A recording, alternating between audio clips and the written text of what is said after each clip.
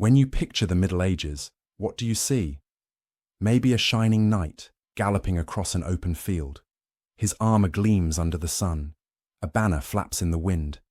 In the distance, a majestic castle towers over a peaceful village. Inside, there's a grand hall filled with laughter, roasted boars, and goblets of wine. Minstrels sing, nobles toast. Servants bustle about, smiling as they go. Everything is orderly, clean, and noble. That's the version we've been fed for years, by movies, by novels, by video games. A time of honor, romance, and chivalry, of noble quests and courtly love.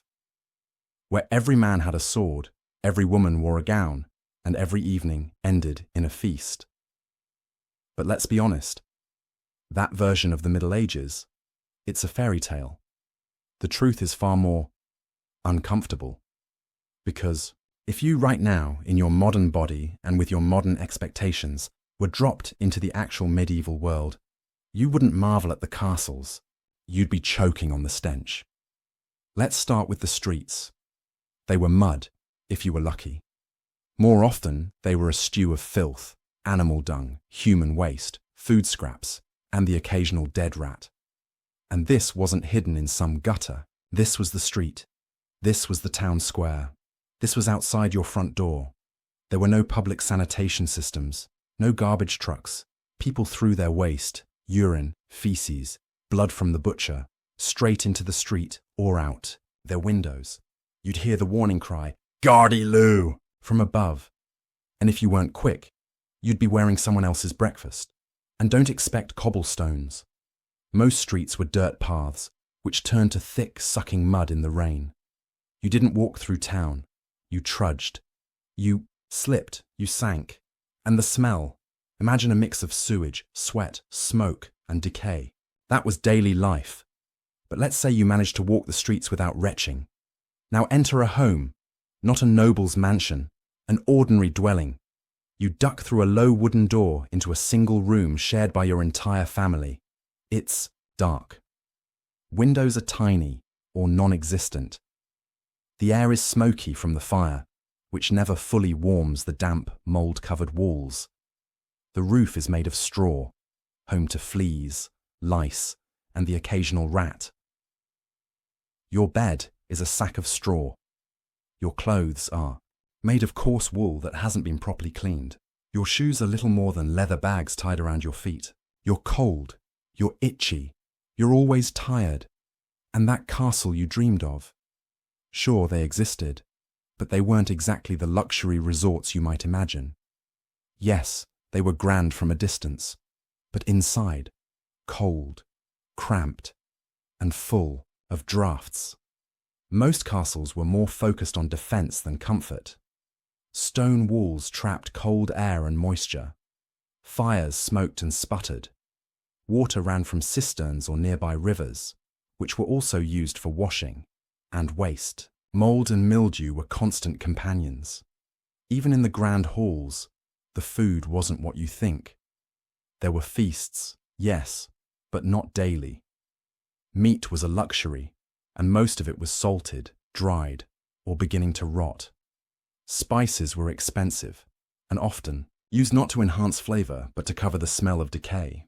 Bread was made with rough ground flour, sometimes padded with powdered stone to stretch the batch, and it ruined your teeth. Most people had mouths full of cavities, infections, and rot by the age of 30. And forget about drinking clean water. Wells were contaminated, rivers polluted. Instead, people drank weak ale, even children, because it was safer than the water. On average, a medieval person drank up to 8 pints a day. So no, you wouldn't be sipping wine from a golden goblet beside a crackling fire. You'd be gulping lukewarm ale in a smoke-filled room, trying not to breathe too deeply. And what about the people? We like to imagine them as healthy, rugged, and resilient. But the truth is, most people were sick. Constantly. Malnutrition was widespread. Illnesses went untreated. Even something as simple as a toothache could lead to death by infection. There was no understanding of germs, no concept of hygiene as we know it. Baths were rare. Some people believed that water could weaken the body or even invite disease. Clothes weren't washed, they were simply layered until they fell apart. Body odor was overwhelming. Head. Lice were so common they were simply accepted as part of life. And let's not forget the diseases: typhoid, tuberculosis, leprosy, and of course the Black Death, a plague that wiped out entire towns in weeks. Half of Europe died in just a few years. Corpses lined the streets. Mass graves were dug. People abandoned their families in fear. So if you got sick, and you would, your treatment might involve bloodletting with leeches or a poultice made from boiled herbs and animal dung. Good luck with that. But maybe you're still clinging to the idea of the knight, the noble warrior in armor, upholding justice. That image, too, is mostly myth. Knights were often brutal enforcers of feudal power. They were trained killers, raised in a violent, militarized system. They didn't roam the countryside helping peasants. They collected taxes, crushed uprisings, and fought for lords who cared more about land than justice. And if you weren't a knight, you were a peasant. And peasants didn't go on quests. They woke up before dawn, worked until dusk, slept on straw, paid taxes they couldn't afford, ate meals that barely kept them alive, and repeated the cycle until they died, usually young. So no, the Middle Ages weren't a magical time of honor and splendor. They were a time of suffering, superstition, and survival. A time when life was short, brutal, and unforgiving. Romantic? Not even close. The truth is, if you spent just 24 hours in the real medieval world, breathing its air, drinking its water, walking its streets, you'd beg to come back. Because despite all the problems of the modern world, you live in an age of sanitation, medicine, food safety, and personal freedom. The medieval world may look beautiful in stories, but if you had to live in it, you'd last a day, maybe, and you'd never take your toilet, your toothbrush, or your warm shower for granted again. Let's talk about food. Not gourmet food, not Instagram-worthy brunches, just basic, daily survival. Because in the Middle Ages, you are what you eat wasn't just a saying, it was a slow-motion disaster. Let's start with the main course. Pottage. Pottage was the peasants' breakfast, lunch, and dinner. Think of it as a never-ending stew, a bubbling cauldron of despair. It was made by throwing whatever you had into a pot: grains, onions, leeks, maybe a carrot if you were lucky. It was left to simmer day after day, replenished with water and scraps. Flavor, that depended on whether someone could spare a pinch of salt or herbs, but usually it was bland, very bland. Imagine eating lukewarm oatmeal flavored with turnip water every single day for years. Welcome to the pottage life. There was no variety, no spice of life, just grey, gloopy mush.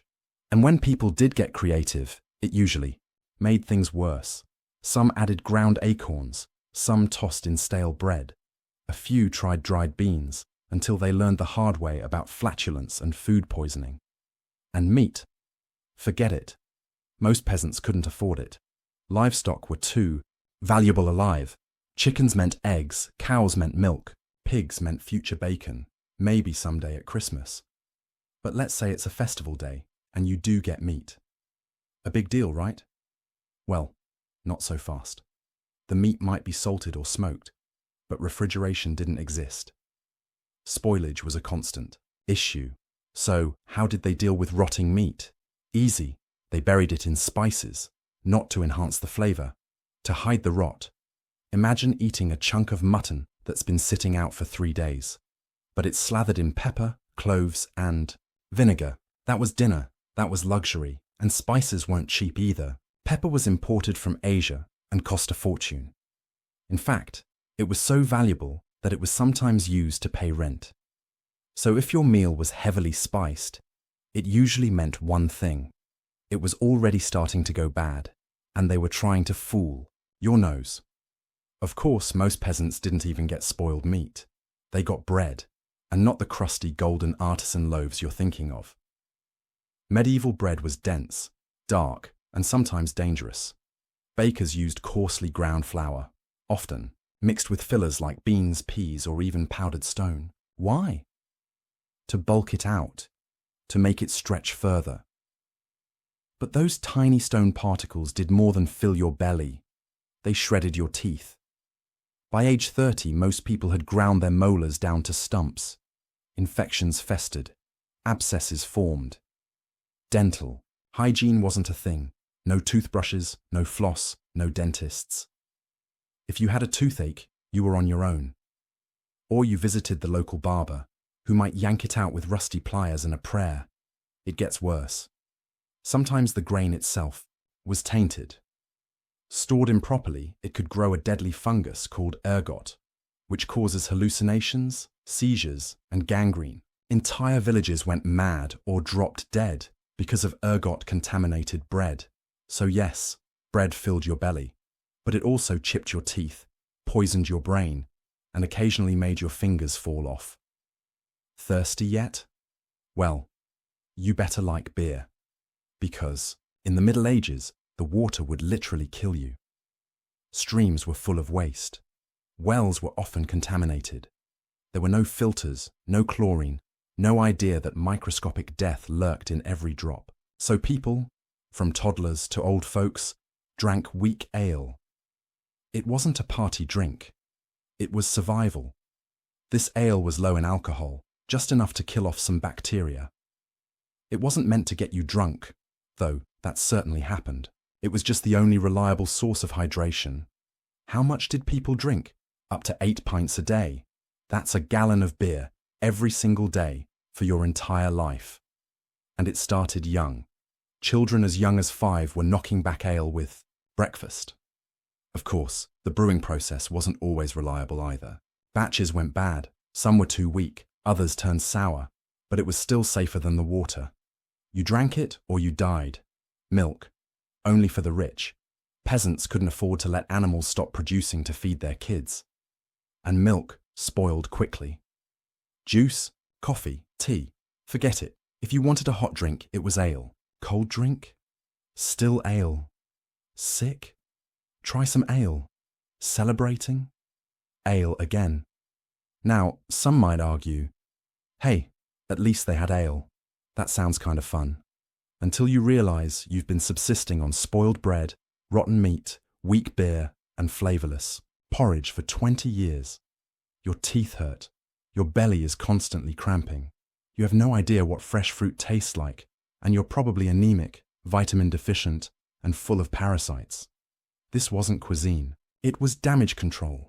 Even the nobles, with all their access to luxury, didn't fare much better. Sure, they had spices, sugar, and exotic dishes, but they also had gout, obesity, and ulcers. And their food hygiene? Questionable at best. Kitchen. Standards were non-existent. Meat was butchered on filthy tables. Plates were rarely washed. Cooks used the same knives for everything. And leftovers weren't refrigerated. They were just reheated until someone got sick. And let's not forget table manners. Forks didn't exist. People ate with their hands or with a shared knife. Food was often served on trenchers. Stale slabs of bread used as edible plates. Once soaked with grease and gravy, the trenchers were either eaten by the poor or fed to the dogs. No napkins, no hand sanitizer, just a lot of licking fingers and hoping for the best. In short, eating in the Middle Ages wasn't about enjoyment. It was a game of chance. Every meal was a roll of the dice. Would this stew nourish you or give you food poisoning? Would this bread fill your belly or rot your brain? Would this ale hydrate you or make you tipsy just before you had to go back to the fields? So yes, you are what you eat. And in the medieval world, what you ate was stale, spoiled, possibly infected, and definitely depressing. If you think your modern lunch is boring, just remember, at least it won't grind down your molars or kill you in your sleep. Now pass the weak ale, and don't ask what's floating in it. Let's be honest, everyone romanticizes the Middle Ages until we start talking about the bathroom situation. Because if you think you've had a rough camping trip, or you've once endured a poorly maintained gas station toilet, you still haven't even begun to suffer like a medieval peasant. Let's start with the basics. No toilets. And I don't mean no flushing toilets. I mean no toilets at all. Not for commoners, not in villages, not in towns, not even in most homes. So what did people do when nature called? They used the streets. Literally. People would defecate into chamber, pots, basic bowls or jugs, and then, when full, throw the contents out the window. Now imagine a narrow cobblestone street, flanked by tall, timber-framed houses.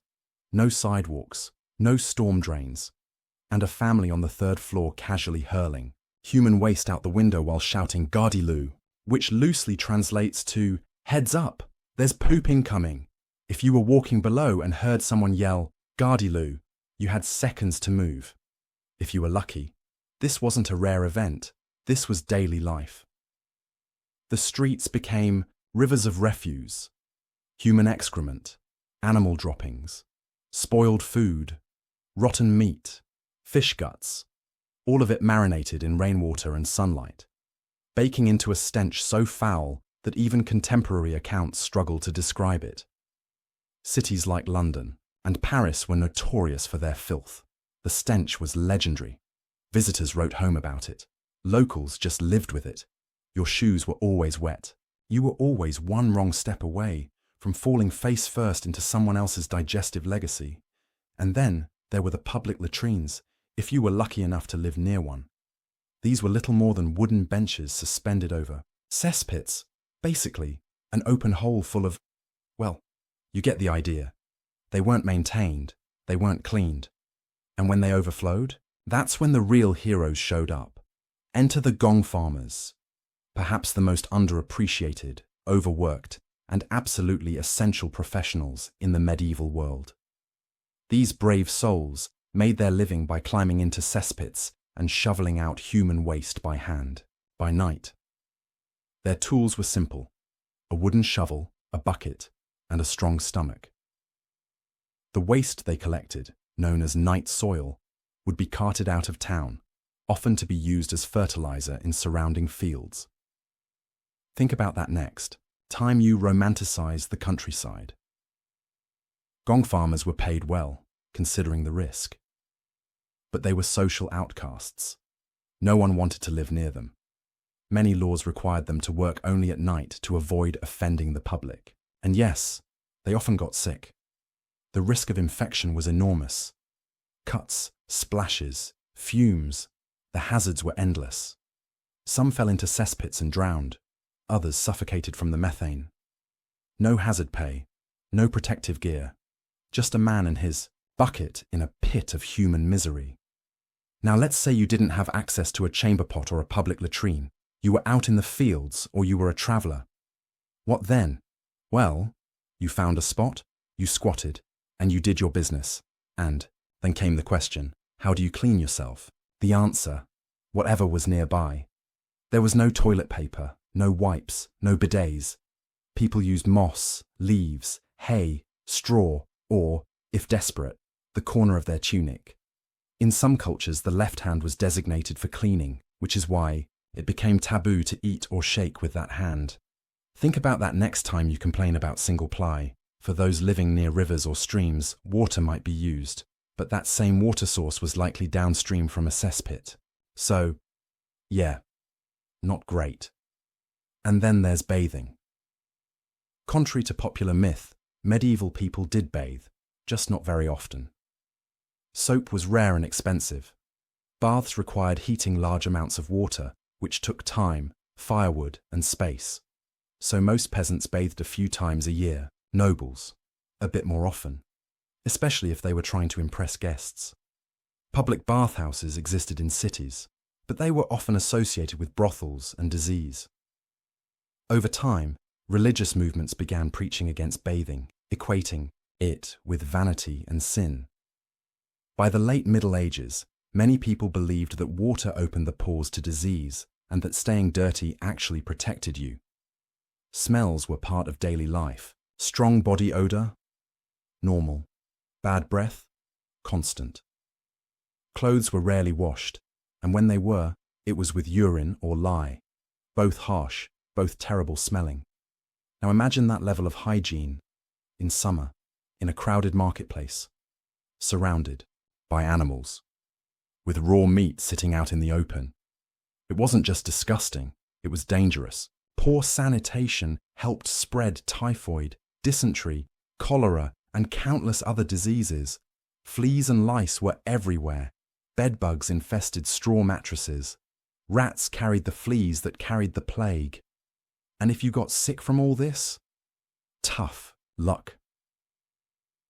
Medicine was primitive. Many believed illness was caused by bad smells, miasmas, or divine punishment. You might be prescribed a mix of herbs and holy water, or just bled out with leeches. Even royalty wasn't immune. Kings and queens suffered lice, rotted teeth, and boils just like everyone else.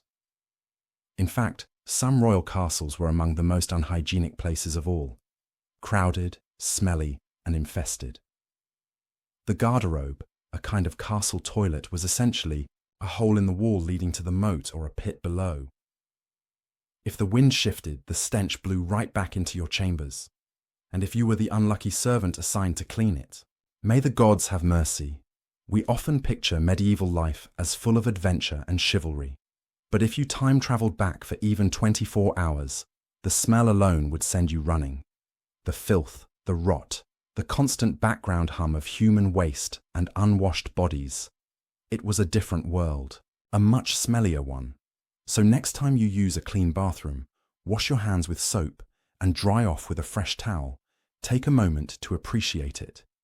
Because for most of history, sanitation wasn't a system. It was a crisis.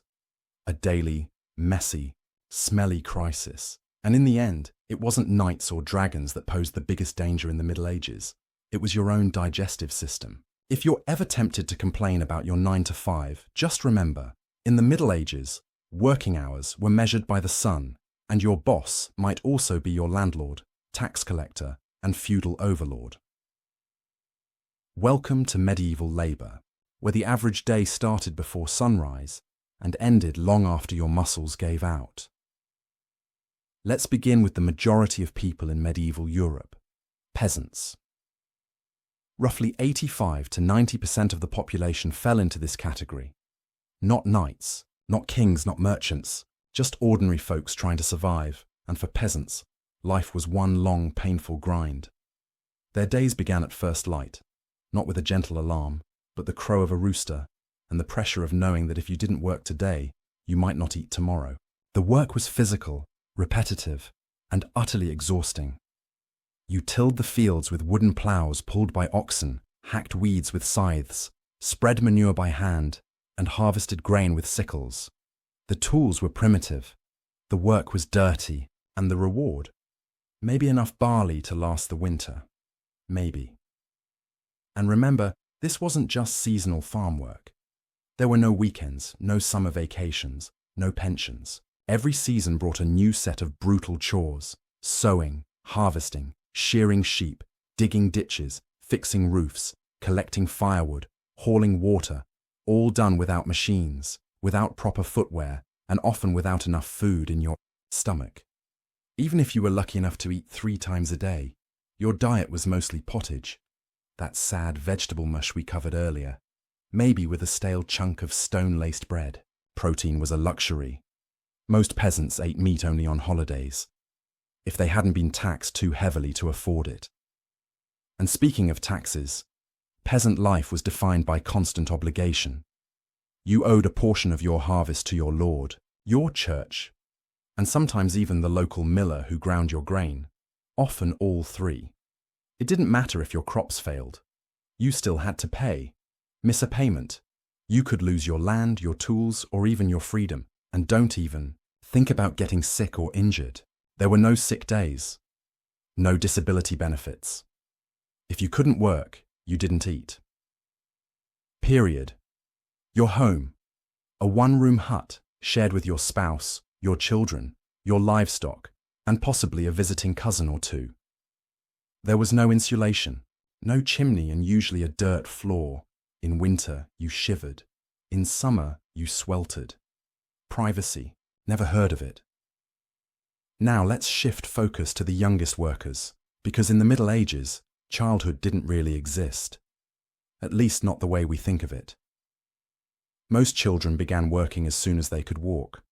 They fetched water, fed animals, collected firewood, or helped in the fields. By age 7, many were apprenticed out to learn a trade, not in some heartwarming father-son bonding way, but as cheap labour for a local master craftsman. Apprenticeship meant long hours, grueling tasks, and usually no pay. Just food, shelter, and maybe the hope that one day you'd inherit the trade. If your master was kind, you might learn skills. If he wasn't, you'd be beaten into obedience. Education. Only for the wealthy. Literacy rates among peasants were near zero. Your only textbook was a plough. Your only curriculum was survival. Boys worked, girls worked. Childhood was not a time for playing with sticks and chasing butterflies. It was a time to not die, and even if you weren't born a peasant, life wasn't much easier. Let's say you managed to enter a trade. Maybe you became a tanner, a blacksmith, or a miller. Congratulations! You've now upgraded from peasant misery to skilled misery. Take tanning, for example, the process of turning animal hides into leather. Tanners worked with rotting flesh, urine, and quicklime. The smell was so foul that tanning shops were often banned from operating inside city walls. The chemicals used could burn your skin. The fumes could ruin your lungs. And if you fell into a vat of lime and hides, well, that's how they found your skeletons centuries later. Or what about blacksmiths? They worked with molten metal, open flames, and massive hammers. Protective gear, not a thing. Eye injuries, burns, and crushed fingers were daily hazards. The constant heat could lead to dehydration and stroke, but taking breaks? Not if you wanted to make quota. Other trades had their own unique horrors. Bakers worked in dangerously hot ovens and could collapse from heat exhaustion. Miners faced cave-ins and poisonous gases. Even milling grain was dangerous. The dust could ignite and explode, and many millers lost limbs to the giant grinding stones. And yet, despite all this, these tradespeople were considered fortunate. Why?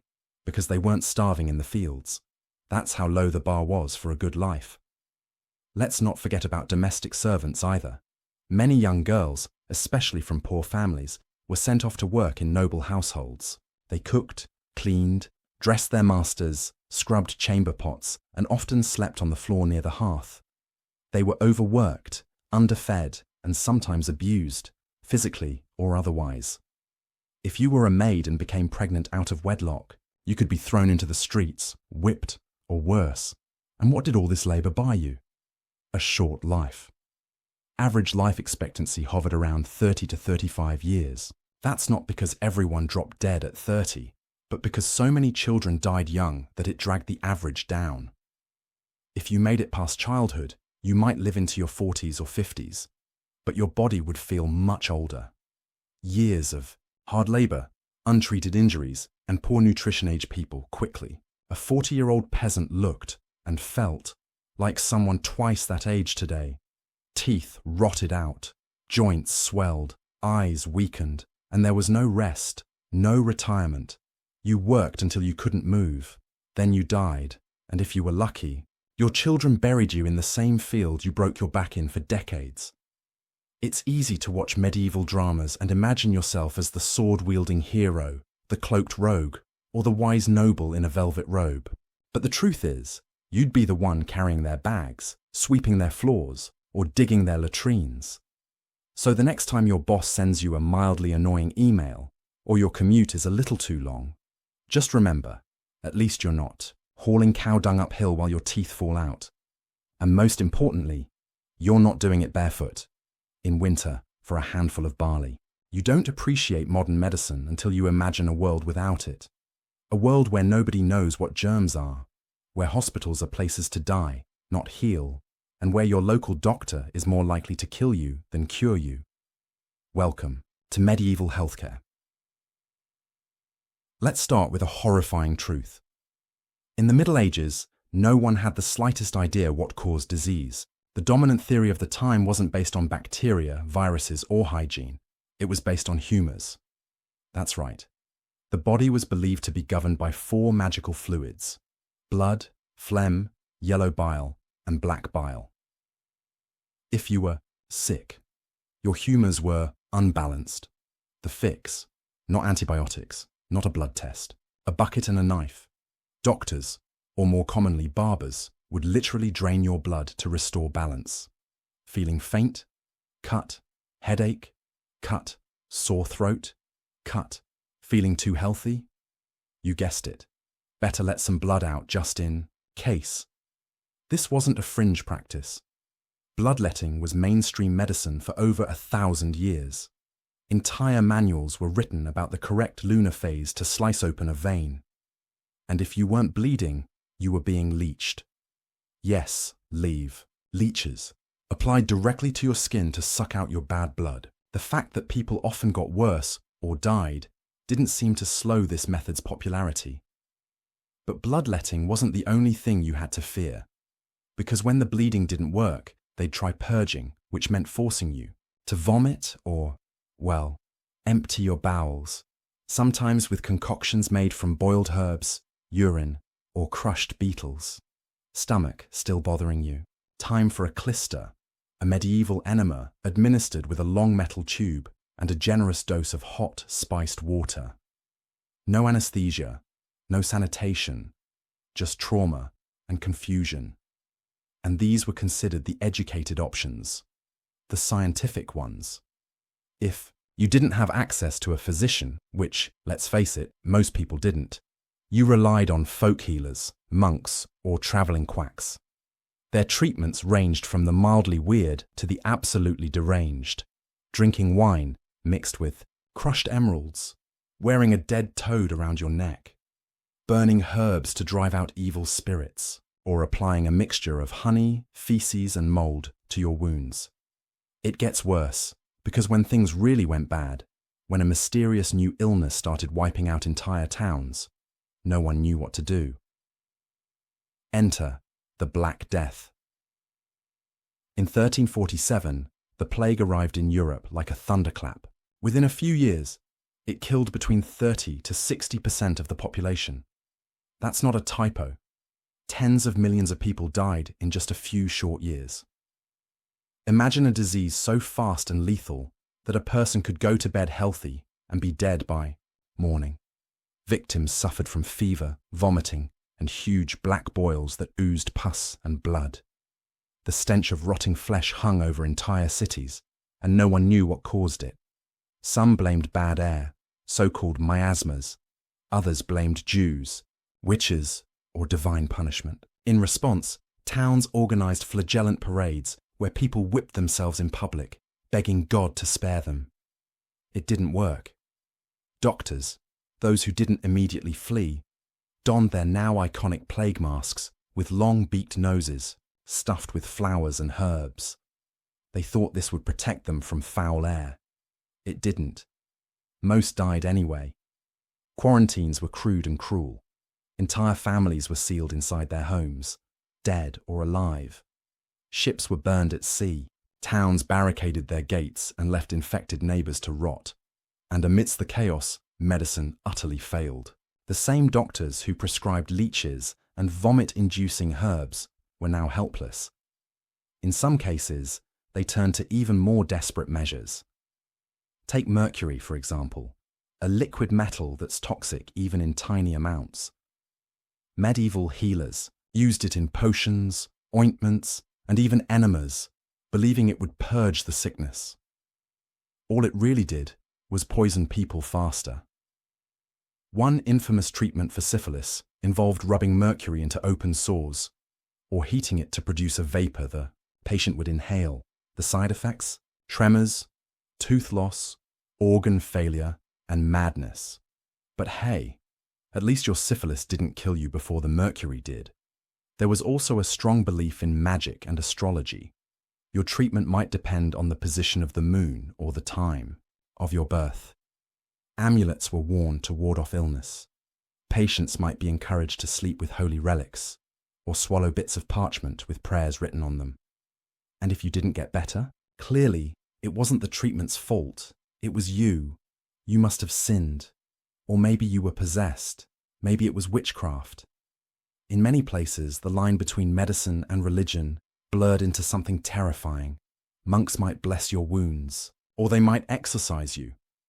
A woman suffering seizures could be diagnosed as demon-possessed rather than epileptic, and if she happened to speak out of turn or behave strangely, she might be burned as a witch before anyone thought to apply a bandage. Even surgeries, when they happened, were brutal. No anesthesia, no understanding of infection. If your leg was injured, amputation was often the go-to solution. The surgeon would saw through bone with a dull blade, while assistants held you down. If you screamed, they stuffed cloth in your mouth. If you passed out, they kept going. And the instruments? Rarely cleaned, reused between patients. Infection wasn't just common, it was expected. Ironically, hospitals, as we understand them today, barely existed. The ones that did were usually church-run and focused more on prayer than care. Patients were laid on straw mats, packed together with others, sometimes 3 or 4 to a bed. Diseases spread like wildfire. The sick, the dying, and the contagious all shared the same room and the same unwashed staff. What passed for nursing was often just waiting for death. Yet despite all this, people clung to hope. Herbalism did sometimes help. Some folk remedies, though misunderstood, offered real relief. Honey, garlic, or willow bark, a natural source of aspirin, had legitimate medicinal properties. But for every useful herb, there were 10 poisonous ones, and most people couldn't tell the difference. In the end, surviving medieval medicine was as much about luck as it was about treatment. If your immune system held up, if your infection didn't fester, if you managed to avoid getting treated into an early grave, you might live another day. But make no mistake, the average medieval person lived in fear of disease. It wasn't just an inconvenience. It was an unstoppable force, claiming lives at random, indifferent to status, strength, or faith. So the next time you pop an ibuprofen or visit a doctor, take a moment to appreciate the miracle of knowing what a germ is and not being prescribed hot mercury or leeches for a sore throat. Because in the Middle Ages, medicine wasn't healing. It was trial by fire, bleeding, and prayer. And if it didn't kill you, it just might turn you into a believer. If you thought medieval medicine was terrifying, wait until you meet medieval justice. Because in the Middle Ages, the law didn't just fail to protect you, it actively hunted you. And whether you lived or died often depended less on what you did and more on who was in charge, how they felt that day, and whether or not you could survive being dunked in a pot of boiling water. Let's begin with the basics. Laws were local. There was no centralized legal system like we have today. Every town, every village, even every noble estate could have its own set of rules, often unwritten, inconsistent, and enforced at the whim of the local lord or manor court. So stealing a loaf of bread might get you a fine in one village and get your hand chopped off in another. That's not an exaggeration. The law was not predictable. It was roulette with stakes that could cost you your life, and there was no guarantee of fairness. If a local lord didn't like you, or if someone wealthier accused you of something, you were probably guilty by default. Your social status mattered more than evidence, more than truth. A peasant could be hanged on a noble's word, no trial required. And speaking of trials, when they did happen, they weren't exactly shining examples of due process. Let's talk punishments. Forget modern prisons or rehabilitation. Medieval punishment was about one thing: public suffering. It was theatrical, brutal, and meant to send a message, steal something. You could be whipped, branded, or have your ears cut off. Commit adultery? You might be paraded through town in chains. Gossip too much? You could be forced to wear a scold's bridle, a metal mask with a tongue clamp. And for more serious crimes, let's just say the Middle Ages had no shortage of creativity when it came to making people die slowly. Hanging, beheading, and burning at the stake were all common. Thieves might be drawn and quartered, tied to horses and pulled apart. Traitors could be boiled alive. Heretics might be burned with green wood, so the flames smoldered longer. Even the so-called mild punishments weren't mild. Public. Stocks were used to lock people by the neck and wrists for hours, or even days, exposed to the elements, jeering crowds, and sometimes worse. Locals would throw rotten food, stones, or worse at the prisoner. Humiliation was part of the justice. You weren't just punished, you were made into a spectacle. But when guilt wasn't obvious, or when someone denied the charges, medieval courts had another approach: trial by ordeal. Yes, that's as bad as it sounds. Let's say you were accused of a crime, but insisted you were innocent. In the absence of evidence or logic, you might be subjected to one of several gruesome tests, the idea being that God would intervene to protect the innocent. One of the most infamous? Ordeal by boiling water. A pot would be placed over a fire, water brought to a rolling boil. You would then be ordered to plunge your hand inside, retrieve a stone from the bottom, and hold it up for the court. Then your hand would be bandaged for 3 days. If, after 3 days, it was healing well, you were declared innocent. If it festered, guilty. See the problem. There was also ordeal by fire. You had to carry a red-hot iron a certain distance, or walk barefoot over burning coals. Again, the hope was that God would prevent burns if you were telling the truth. Spoiler alert: most people burned. Another favourite: ordeal by water, in which you were tied up and thrown into a river. If you sank, you were innocent. If you floated, you were guilty, because it meant the holy water had rejected you. Of course, drowning wasn't ideal either, and if you were really unlucky, you might face trial by combat. This was exactly what it sounds like. You fought your accuser, or someone they appointed, and God would grant victory to the righteous, which meant that physical strength, sword skill, and sheer luck decided whether you lived or died. In some areas, especially in Germany, women were allowed to fight too, but were given special rules, like being armed with a rock in a sock, while their male opponent stood in a hole with one hand tied behind his back. Fair? Not even remotely. And then there were the prisons, if you were lucky enough to end up in one. Medieval prisons weren't correctional facilities. They were holding pens, places to store the accused until trial, or more likely, until execution. Conditions were appalling. Picture a stone room, deep underground, lit only by torchlight or not at all. No plumbing, no heat, rats everywhere. Chained to a wall, you'd be surrounded by the cries and smells of the sick and dying. Food, if you got any, was stale bread and mouldy water. Sick. Too bad. Cold? No blanket. Cellmate dead? He stays there. For weeks. And if someone wanted to speed things along or extract a confession, there was always torture. Yes, official torture was widespread. Medieval interrogators used devices that now belong in horror films. There was the rack, which pulled your limbs in opposite directions until they dislocated or tore off. The thumbscrew, which slowly crushed your fingers. The Iron Maiden, a spiked coffin where you were impaled in silence. And the heretic's fork, a metal rod with prongs that prevented you from moving your head up or down. One nod and stab. Torture wasn't always about getting to the truth. It was about breaking you. A confession obtained under duress was still valid in court. Even if you were innocent, it didn't matter.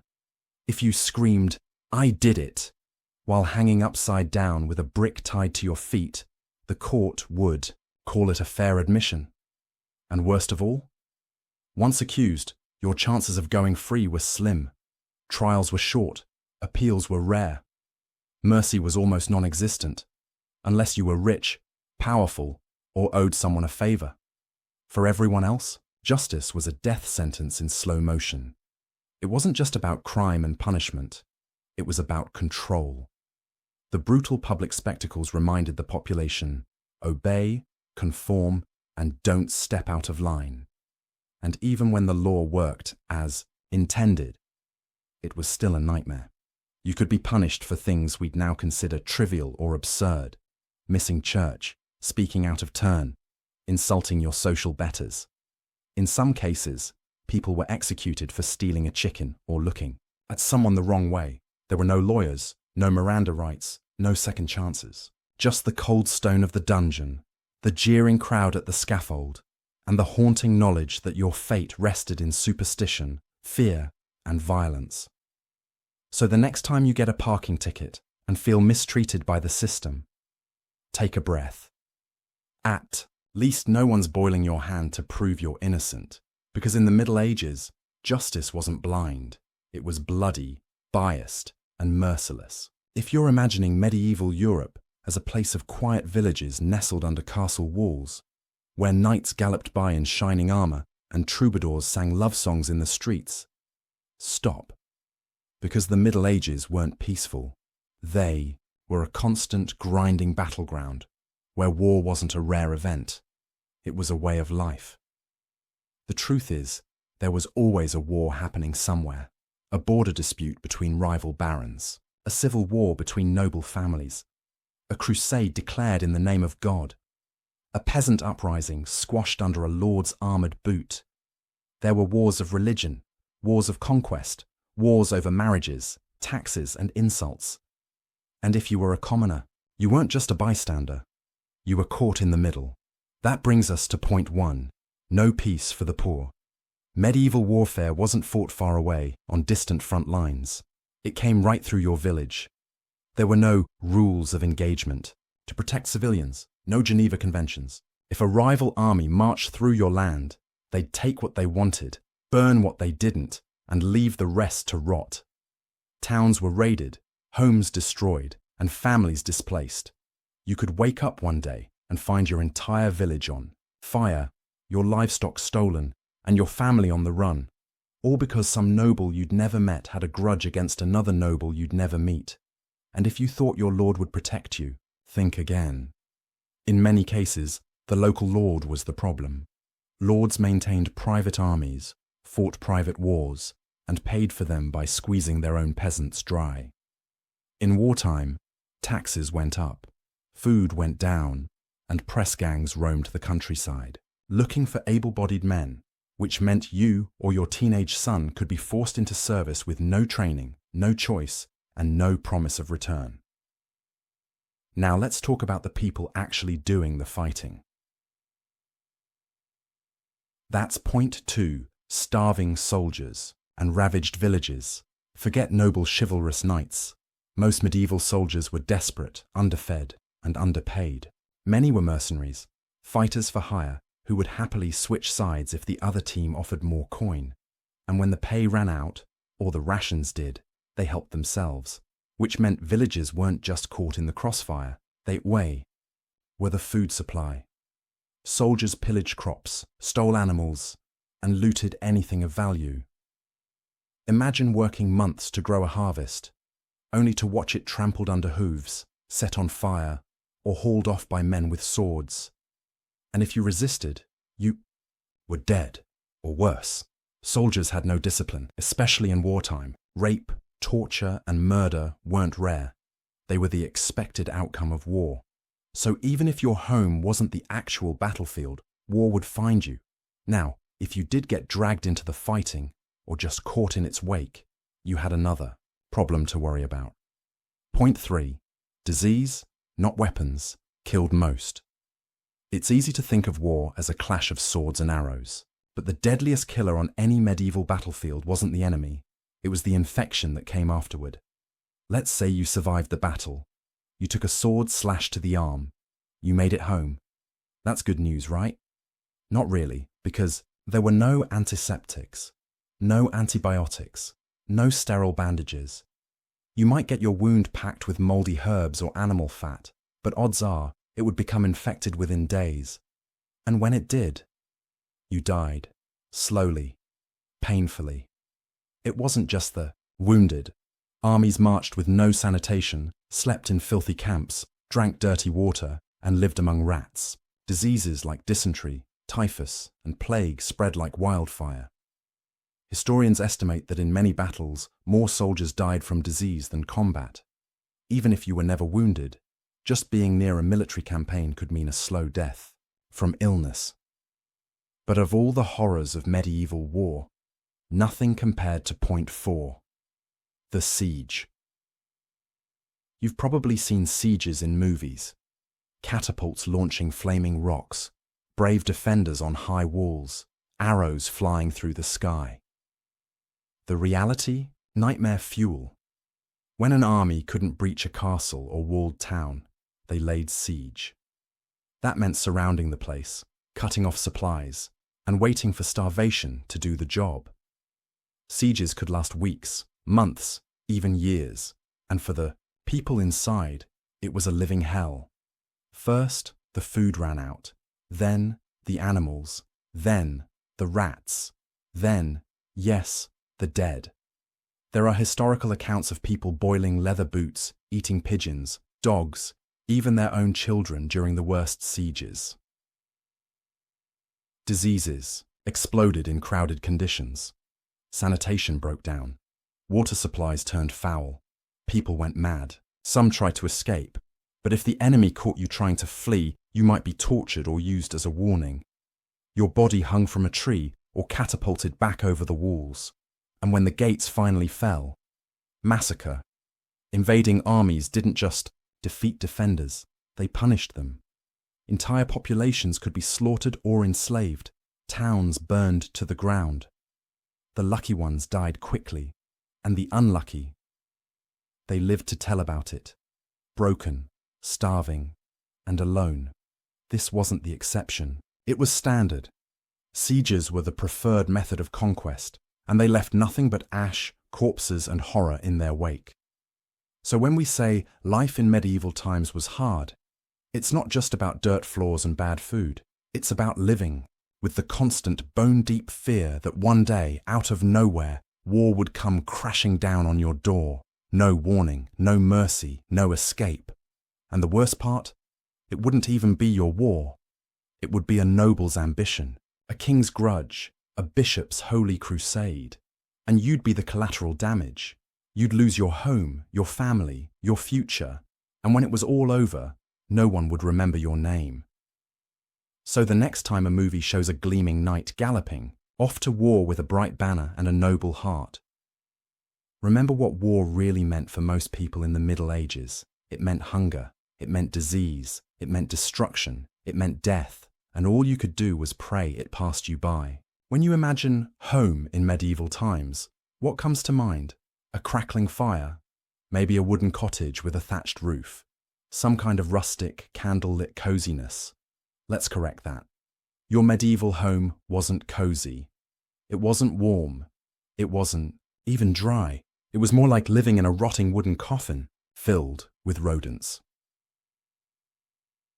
Welcome to Chapter 8, Home Sweet Hovel, where we explore why medieval life wasn't just hard when you went outside. It was hard inside too.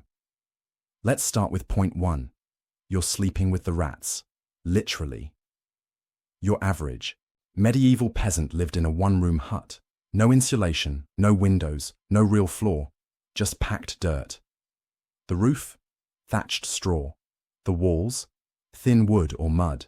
And there were no beds. You slept on pallets stuffed with straw, right on the ground, which meant you were sleeping at eye level with every flea, tick, louse, and rat in the area.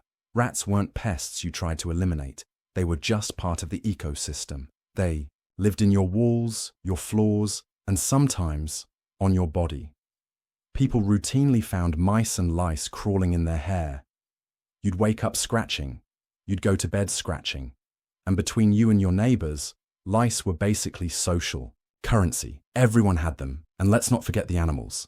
Your cow, your pig, your chickens, if you were lucky enough to own them, probably lived inside with you. That's right. Your house doubled as a barn. The logic was simple.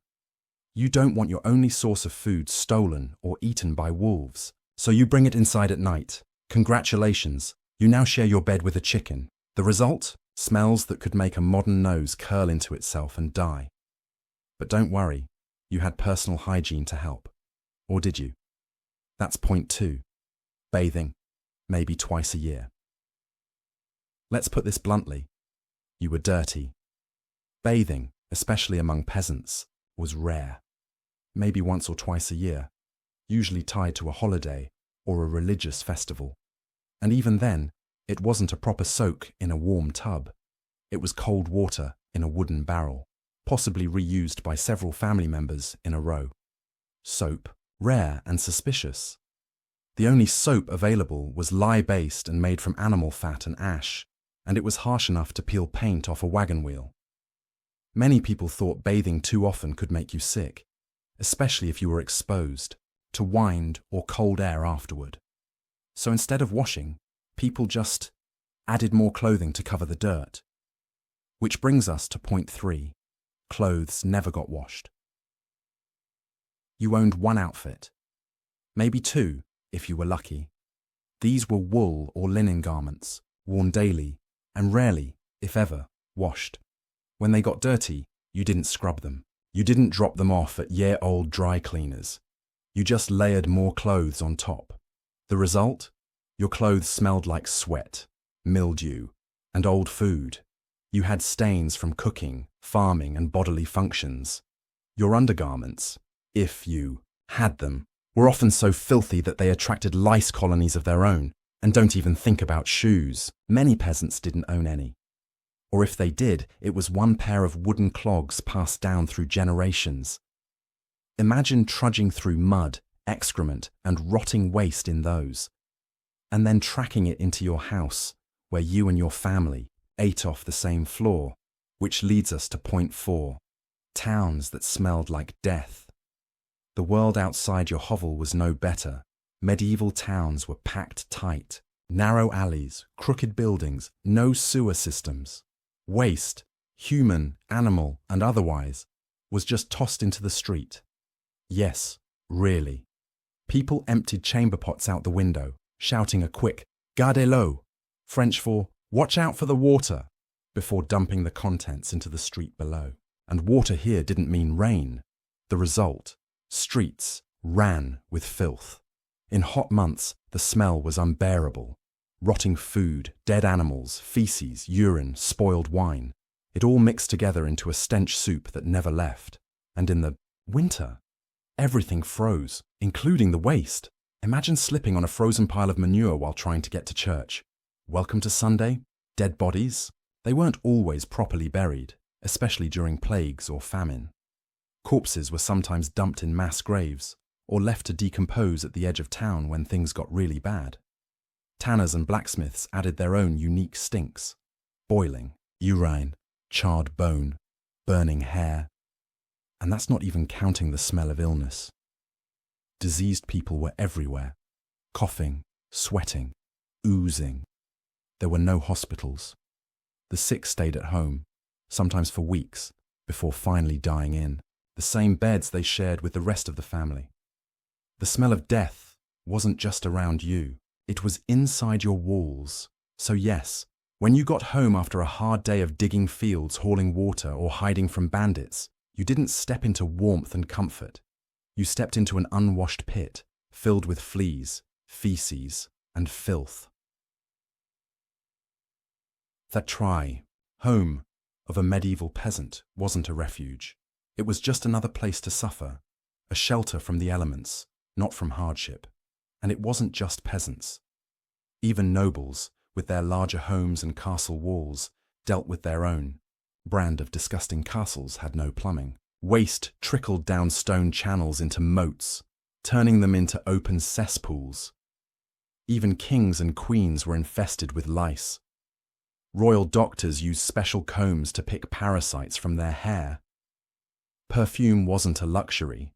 It was a necessity to cover the stench of everyone around you, including yourself. So the next time someone sighs and says they were born in the wrong era because medieval life seemed simpler or more romantic, ask them if they'd like to sleep with rats, bathe once a year, and wear the same lice-infested tunic until it falls apart. Ask them how they'd feel about dinner smells, human waste, dead animals, and plague breath all mixed into the air they'd breathe every day. And then tell them this: you weren't born in the wrong era. You were born in the only one where your house doesn't try to kill you. Imagine you're born in medieval times. You're born poor, toiling in the fields, working under a lord who owns everything. Your family has lived in this same mud-covered hut for generations, and if things go according to plan, you'll die. In the same kind of hut, just as poor and miserable as your ancestors. That's the feudal system for you. It's a world where you're trapped by your birth, locked into a social class with little to no hope of ever escaping it.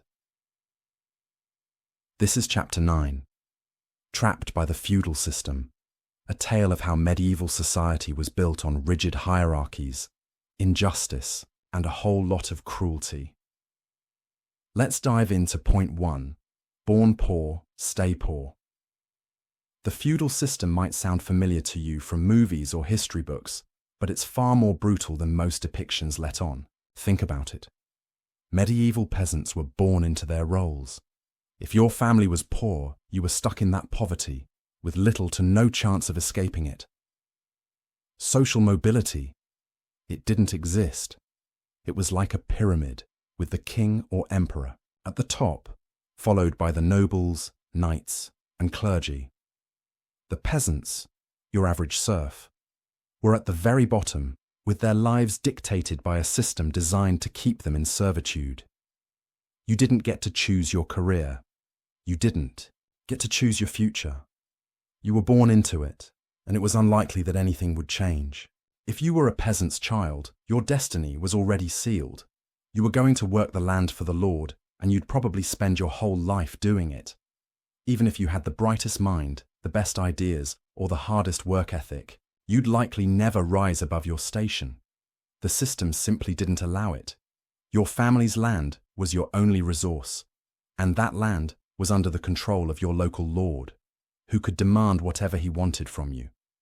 This was life for most of the population. For the vast majority of people, the thought of improving their lot was as unrealistic as dreaming of the stars. But then there were the lords, right? Surely they lived like kings, right? That's point 2. Lords eat, serfs suffer. Yes, the lords lived lavishly compared to their serfs. But that didn't mean their lives were all cushioned cushions and wine. They lived better, sure, but they still had their own burdens to bear. However, the gap between them and the serfs was immeasurable. While peasants struggled with subsistence farming, working long hours, often for their lord's benefit, in exchange for scraps of food, the lord was able to live in relative luxury, with large estates, grand feasts, and access to everything from fresh meat to imported spices. But while the lord's life was filled with luxuries, the peasants' lives were full of suffering. The serfs were tied to the land. The lord owned everything, including the serfs. They couldn't leave without his permission, couldn't marry without his approval, and often had to give the lord a portion of everything they grew or produced. In many ways, it was economic slavery, with the lord as the chief oppressor. Even when the lord wasn't outright cruel, the system still ensured that the peasant had no chance of betterment. It was a cycle of poverty that repeated itself for generations, and the lord didn't care about the peasants' well-being, only that they could work the land and produce more wealth for him. The cruelest part? The wealth inequality was so extreme that the peasants were left starving and struggling to make ends meet, while the lords feasted on roasted meats, fine wines, and delicacies from all over Europe. It was unfair even by medieval standards, and when you're the one living through it, unbearably unjust. Now, let's talk about entertainment. Medieval society wasn't exactly a haven of joy. That's point 3. Entertainment, bar, executions, and bear baiting. Imagine spending your long, miserable days working the land and surviving on whatever scraps you can get. Then, to unwind, you go to a local public execution or bear baiting event. It wasn't uncommon for people to attend these events as a form of entertainment. Public executions, like hanging, beheading, or drawing and quartering, were held in town squares as a spectacle. The crowd cheered, jeered, and even betted on how long it would take for the condemned person to die. It was gruesome, violent, and darkly thrilling, and it was a form of entertainment that everyone could afford. But executions weren't the only thing to look forward to. There was also bear baiting, a sport where dogs would be set upon a bear that had been chained to a post. The bear, desperate for freedom, would fight back, but the dogs were trained to tear it apart. It wasn't just for entertainment. It was a way to show dominance over the animals and to remind the lower classes of the power and control that nobles had over both people and creatures. The brutality of it all was almost like a reflection of the harshness of the medieval world. A world where violence was not just the norm, but the foundation of social order. But there was more darkness to medieval life than just blood and cruelty. There was also fear, and it was pervasive. That's point 4. Superstition reigned supreme. Medieval people lived in a world of constant, terrifying uncertainty. And when things went wrong, whether it was a bad harvest, a plague, or just bad luck, they turned to superstition to explain it. Demons, witches, omens, all were believed to have a hand in their daily lives. Witch hunts were rampant during the medieval period. If a woman was unfortunate enough to be labelled a witch, she could face horrific consequences, including burning at the stake or drowning. Many accusations were based on misfortune or jealousy, and innocent women were often the victims. Demons were believed to be real, and their influence was feared everywhere. Bad weather?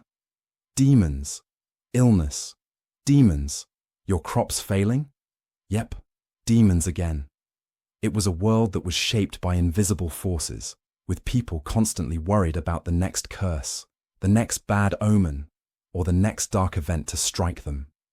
Superstition ruled, and it was the key to explaining every misfortune. The human need for control and understanding manifested in an ever-present fear of things they couldn't see or fight, everything from witches to bad omens that seemed to dictate their lives. Medieval society, though often portrayed as chivalrous and grand, was a brutal, oppressive system that kept people trapped in place, unable to improve their lot in life. For peasants, freedom was a distant dream, and the only way to entertain yourself was through violence and fear. And yet, amidst all of this chaos and suffering, there was still a sense of order, one that kept the rich in power and the poor in place. But no matter how hard life was, people endured. They had no choice but to endure. So, the next time you hear someone romanticizing the past, remember, the Middle Ages weren't just tough. They were cruel, unjust, and hopeless, especially for those at the bottom. As we reach the final chapter in this grueling journey through medieval life, let's take a moment to step back and reflect on what we've learned. We've seen the sheer brutality, the unrelenting filth, and the overwhelming misery that defined the Middle Ages. And we've come to realize that, no matter how romanticized those times may appear in books or movies, they were nothing short of a living nightmare. But let's take it one step further. What would happen if we found ourselves dropped into this brutal world? Would we survive? Could we endure it? Could we even make it through 24 hours? That's exactly where we're going to start. Point 1. 24 hours would break you, physically and mentally. Let's paint a picture. You wake up tomorrow, and instead of the comfort of your soft bed and the gentle hum of your appliances, you're lying on a straw mat in a dark, cold room. The smell hits you almost immediately. The stench of rotting waste, the mingling odor of decaying food and animals. And as you blink against the dim light, your senses are assaulted by a reality that is brutal, unforgiving, and utterly alien. You try to get up, but your body, already stiff from a night spent on the cold floor, is weary from the strain of just existing in this world. Your back aches, your limbs feel like lead, and there's a deep, gnawing hunger in your stomach. You step outside, and the streets you walk on are little more than open sewers, with human waste, animal carcasses, and trash strewn all around. The air is thick, the ground is slick, and there's no avoiding the filth. This is your reality. There's no running water to wash off the dirt or the stench. Hygiene, it's not a thing. It's a luxury you can't afford. As you walk further into the town, the weight of the world seems to press down on your shoulders. You've got to eat, but there's no quick, convenient meal waiting for you. You're stuck with a bowl of pottage, a bland, watery stew that's just enough to keep you from starving, but little more than that. There are no spices to cover the taste, no meat to add flavor, just gruel that barely nourishes you. And work? It's no better. Whether you're a peasant laboring in the fields, a blacksmith, or a tanner, the work is grueling and unrelenting. You spend the day bending over, back aching, hands blistering, muscles straining under the weight of your tasks. The tools you work with are worn and broken, making the job even harder than it needs to be. You work for hours on end with little rest, and when you're done, you collapse in exhaustion, only to wake up the next day and do it all over again. No breaks, no time to rest your mind, no sense of relief. By the time you reach the end of 24 hours, your body feels like it's falling apart. You've endured hunger, pain, fatigue, and the constant fear of disease. Your mental state is fraying, and all you want is comfort. But there's no comfort in this world. There's no escape. You would be broken, physically, emotionally, and mentally, in less than a day. But this, unfortunately, was the reality for so many people in the Middle Ages. Survival was the only goal, and if you made it another day, you were lucky. This leads us to point 2. Modern conveniences, unimaginable.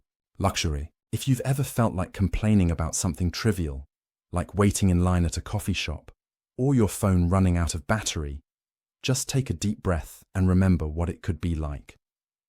Let's compare that life to the world we live in now, and you'll soon realize that even our simplest comforts would have been miraculous to someone from the medieval world. First, let's talk about something as basic as clean water. Today, we have the luxury of turning on a tap and having fresh, clean water flow freely. In the medieval world, however, water was anything but safe. Most towns relied on wells or rivers for water, but these were often contaminated, sometimes with human waste or other filth. Drinking water could kill you, as it was full of bacteria and disease. So, most people turned to ale. Yes, ale, to hydrate. It wasn't strong, but it was fermented, and the alcohol killed off some of the harmful bacteria. So people drank up to 8 pints a day just to stay alive. Imagine that. Instead of drinking water whenever you're thirsty, you're stuck, drinking weak alcohol all day long. It's insanity, but it was the reality for millions of people. And toilets, what we take for granted today, simply flushing away waste, was a luxury people could only dream of in the medieval world. Most people were forced to relieve themselves in the streets or use chamber pots, which were emptied into the same streets, making the problem even worse. And when you think about toilet paper, well, forget it. People had to make do with leaves, moss, or, horror of horrors, their own hands. There was no cleanliness to be had, just constant exposure to filth and disease. Then there's medicine, another miracle of the modern world. Antibiotics, vaccines, surgeries. These are things that save lives today, but in the medieval world, they simply didn't exist. Bloodletting was common. People were treated with leeches or other toxic concoctions, and often the cure was worse than the disease. A simple infection could easily turn deadly, as there was no understanding of germs or proper sanitation. Wounds became infected, and people died of diseases we can now easily treat or prevent. Smallpox, plague, and pneumonia killed millions. Modern medicine is, quite literally, life-saving. It's one of the things that makes the modern world a luxury, even if we don't always realize it. And then, consider your personal freedom, your right to choose, to live your life on your terms. That was impossible for most people in the Middle Ages. The feudal system locked people into roles they could never escape.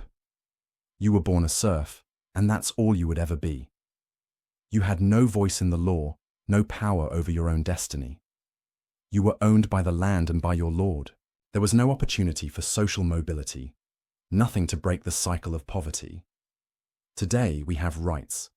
We have the ability to choose how we live, where we work, and how we make our way through the world. This too is a luxury medieval people could never dream of. Our freedom is something to be incredibly grateful for, and it's something the medieval world simply didn't offer.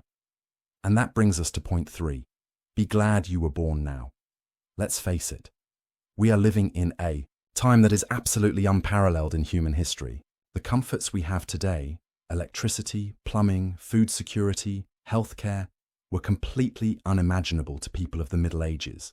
The idea of not having to spend every single day just fighting to survive would have been as foreign as science fiction.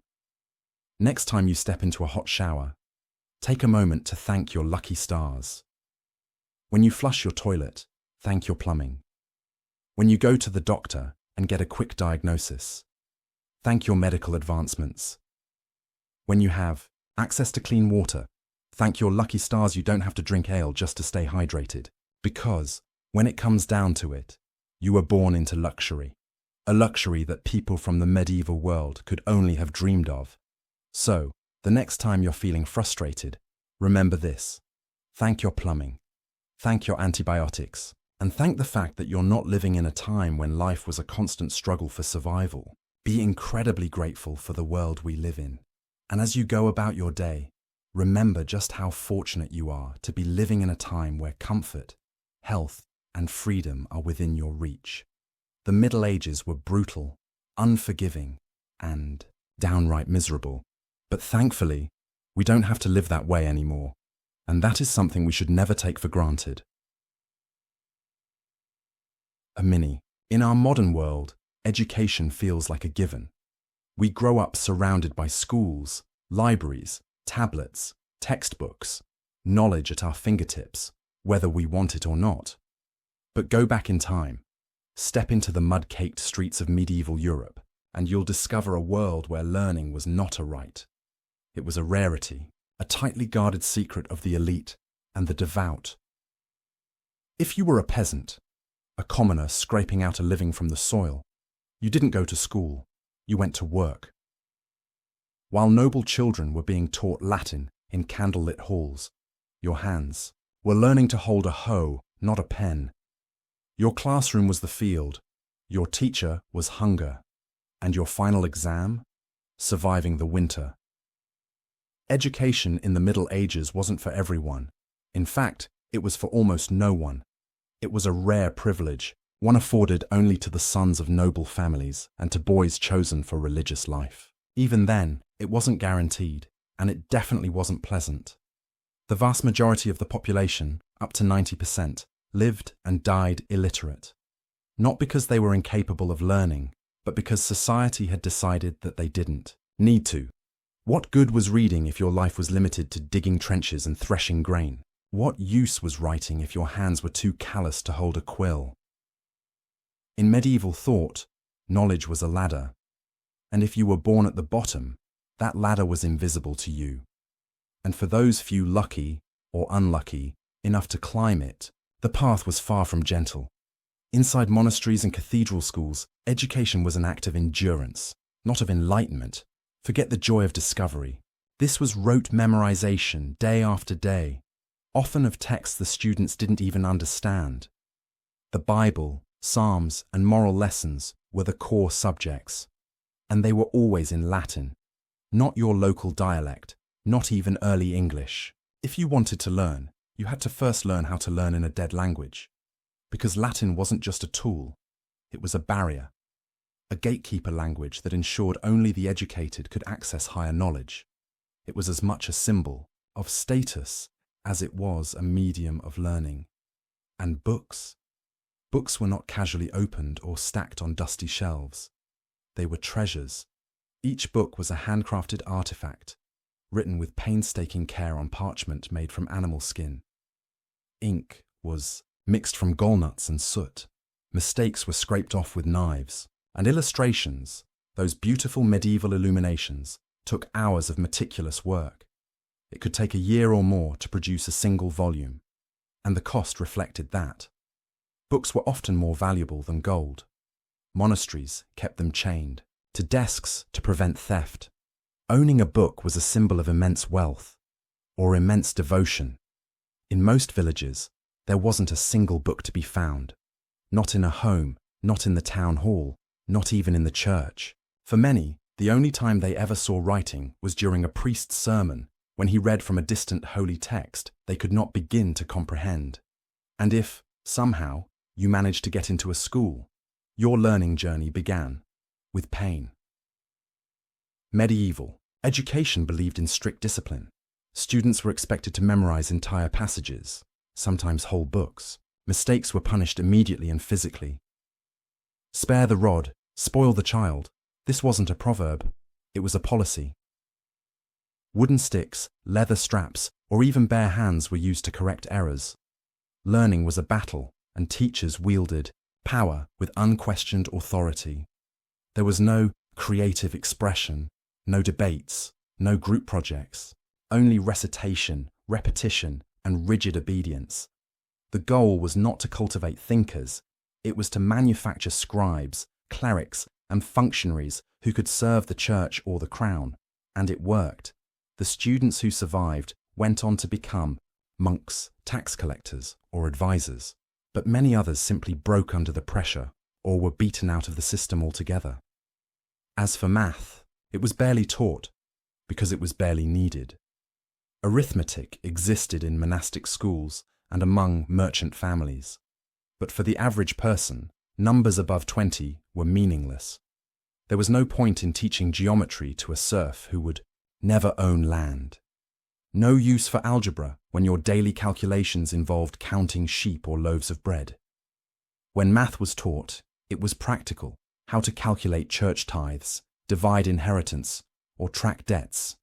And even that was usually reserved for priests or city officials. Mathematics was viewed with suspicion by many. Numbers were associated with sorcery or foreign lands. The concept of zero, for example, wasn't accepted in Europe for centuries because it came from the Islamic world and therefore was mistrusted. Even commerce, which relied heavily on numbers, often operated through systems of tally sticks, barter, and oral agreement, rather than formal arithmetic. So while a handful of monks were scribbling sums by candlelight, the vast majority of people had never seen a written number in their life. And even among the educated, understanding wasn't always deep. They could recite rules, sure, but understanding why those rules worked was a different matter entirely. In many ways, medieval education was about appearances. Being seen to be educated was more important than truly learning. Recite the Latin. Copy the text. Don't ask questions, because questions were dangerous. Questions led to doubt. Doubt led to heresy. And in the medieval world, heresy could get you killed. So students kept their heads down. They learned what they were told, and they rarely, if ever, looked beyond the walls of their own narrow curriculum. Meanwhile, outside those stone halls, millions of children never got the chance to read a word. Their lives were spent in toil, sun up to sundown, 6 days a week, year after year. They learned from their parents, their tools, and their land. Their math was instinctive, their reading non-existent, and for them, education wasn't just inaccessible, it was unimaginable. It would take centuries, and a printing revolution to change that. It would take visionaries, philosophers, rebels, and reformers to argue that the mind of a peasant was just as worthy of cultivation as that of a nobleman. And it would take the collapse of feudal structures, the rise of cities, and the slow, grinding march of progress to make education a right rather than a privilege. But for those living in the Middle Ages, school was not a place, it was a gate, and most people were locked out for life. So the next time you sit in a classroom, or open a book, or listen to a podcast, remember this. You're enjoying something that, for most of history, was a guarded treasure, hard-won, carefully protected, and denied to billions. In the medieval world, knowledge didn't just set you free, it set you apart. And unless you were born in the right family, or said the right prayers, you were never getting in. In the medieval world, God wasn't just watching, he was judging, constantly. From the moment you woke up to the moment you went to sleep, if you were lucky enough to sleep, your life was soaked in scripture, shadowed by sin, and dictated by divine decree. This wasn't just a religious culture, This was a religion-ruled world, where every cough, every bad crop, every spilled bucket of milk was either a test or a punishment. Hell was never far away. It was around the corner, under your floorboards, and possibly right outside your window. Stub. Your toe? Must have been a demon. Get sick? Probably the result of sin. Lose your child in the night? God's will, or worse, a witch's curse. In an age without science, medicine, or psychology, faith filled every gap, and fear followed closely behind. People didn't just believe in the devil, they believed he was real, active, and working overtime in their village. Every misfortune was divine commentary. A leaky roof wasn't bad luck, it was judgment. A bad harvest? That meant your community had sinned, somehow, somewhere. Plague sweeping through the town, proof without question that God was angry. So you did what you were told, because the alternative, eternal damnation, fire, brimstone, endless torment, and it could all be yours just for skipping mass or eating meat on the wrong day. And who was in charge of keeping track of it all? The church, not just the spiritual church, but the economic church, the political church, the legal church. Because in the Middle Ages, the church wasn't a part of life. It was life. It owned land. It collected taxes. It ran courts. It regulated marriage. It even controlled your diet. The local priest wasn't just the guy who gave sermons. He was your moral supervisor, your tax collector, your marriage counselor, and occasionally your judge. And if you stepped out of line, confess immediately, or risk excommunication, or worse, accusations of heresy. The church could strip you of salvation with a word. No appeal. No negotiation. One bad confession, or one suspicious neighbor, and your eternal fate was sealed. And let's talk money, because salvation didn't come free. The tithe, a mandatory payment, was 10% of everything you produced.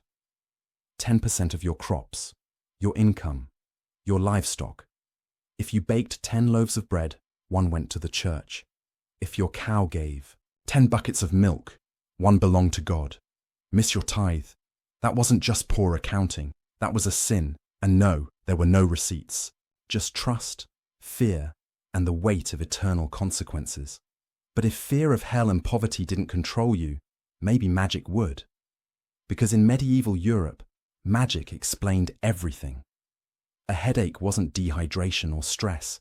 It was the devil whispering through your skull. A cough? Could be a witch's curse, or maybe God testing your faith. Your cow died overnight. That was no accident. Someone hexed it. Your neighbor's crop flourished while yours failed. Definitely witchcraft. Your child got a fever and then started hallucinating. Possession. Or worse, evidence that you had made a deal with the devil yourself. Superstition was survival.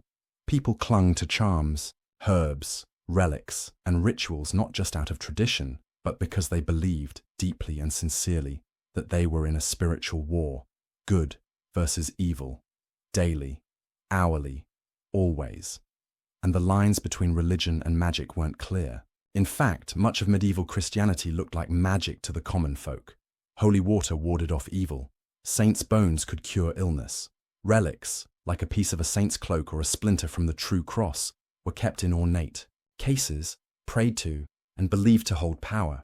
If that's not magic, what is? The church, of course, claimed a monopoly on holy magic. Anything outside its blessing. Witchcraft, paganism, heresy, and let's be honest, most people couldn't read the Bible. They didn't have it. And even if they did, it was in Latin. So the average medieval person's understanding of religion was a mix of folklore, sermons, fear, and whatever the village priest decided to say that week. And if that priest said the woman down the road was a witch, well, best light the fire and grab the pitchfork. Because belief in the medieval world wasn't just private, it was communal, enforced, inescapable. And it wasn't just about what you thought, it was about what you did. Which brings us to the holy days. You'd think having more holidays would be great. Days off from work, that sounds fantastic. Except, they weren't fun. Medieval Europe had dozens, sometimes hundreds, of religious festivals and feast days, but many of them were less celebration and more obligation.